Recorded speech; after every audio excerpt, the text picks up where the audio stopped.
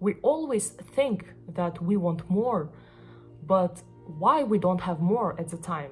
It's not because you're not worthy, it's not because you're not enough, but it's simply because you are not capable of handling it. And it's a weird idea, right? Like, why am I not capable of handling it? That's everything that I wanted for many, many years. Why am I not able to handle that? But trust me, God knows things much better than you do. Sometimes your subconscious leads you to something in such a weird ways, which are not even understandable to you, but somehow you just tend to live that way. And only later, when these subconscious things become conscious, you understand. It's all about trusting yourself and your journey and where it's leading you. Most of the times, we're not even aware of the fact that we're trying to fight against the current, against the flow of life. And this flow is trying to bring you to some sort of destination, but you're fighting it by having this resentment and thinking that, no, I'm capable, I can handle it, why I don't have it? No, you are not able to handle it. In a form of you, in a version of you which you are right now, you are not able to handle it. You can fight with me, say that, no, it's not true, you are demotivating me. No, I'm not demotivating you. I'm just saying the truth, and I'm just saying it as it is. Every change, first of all, comes with acceptance. No matter what kind of change it is, without acceptance first, you're not going to move. Let's say you don't have something in your life, you first of all have to accept it. You have to accept it that you don't have it at the moment. Possibly even accept it that you will not have it at all. If that's relevant, accept that you never had it in your life. Acceptance is a key of clicking that button of transformation. But people don't want to accept, because acceptance is ego crashing, it's ego breaking, it's ego death. Acceptance. We don't want to accept some things. And especially accept that those things might not even happen in our life and might not even be meant for us. Because for some people it's scary, for some people that's a very huge deal for their ego, confidence and self-esteem and self-worth. If you don't have something, it comes with acceptance of the absence of it in the present moment. And trust me, acceptance makes everything easier at the end. Even though in the beginning it feels miserable and it feels heavy and it feels depressing, but in the end it's liberating.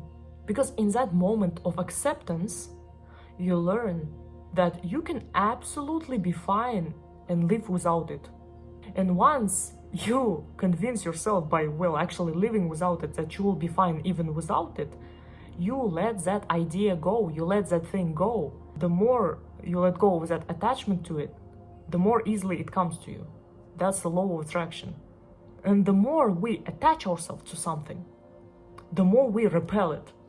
Because you are so needy, you need it so much that you are ready to attract every single piece of shit to yourself and perceive it as, oh my God, yeah, that's what I've been searching for. No, that's not what you've been searching for.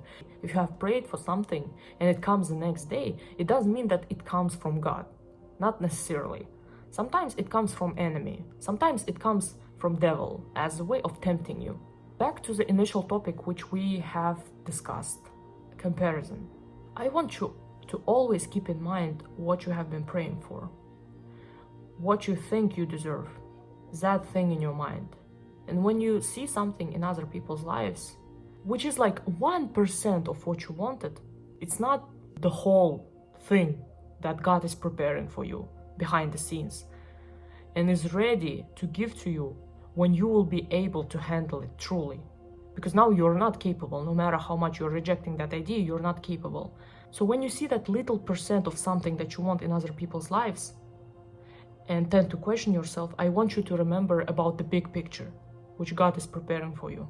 Because now you are feeling so much negativity over 1%, instead of getting excited about receiving that 100% that God is preparing for you. It's the same as when people are breadcrumbing you, you're eating that crumbs, and they are so tasty because you are so thirsty, so needy for all these crumbs, when you can receive a whole baguette. So what do you want? Every day, little bit pieces of crumbs, or one day someone will give you a whole baguette? Maybe which you can eat for the rest of your life.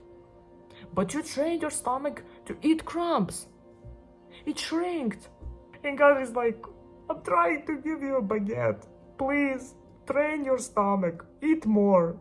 We need to make more space in your stomach because you will have to eat baguette soon. I'm preparing you a baguette. Stop eating crumbs. Stop accepting crumbs. I know that you don't have anything to eat right now, but it doesn't mean that you have to be satisfied with crumbs. I don't know what you're gonna do. You make your own conclusions.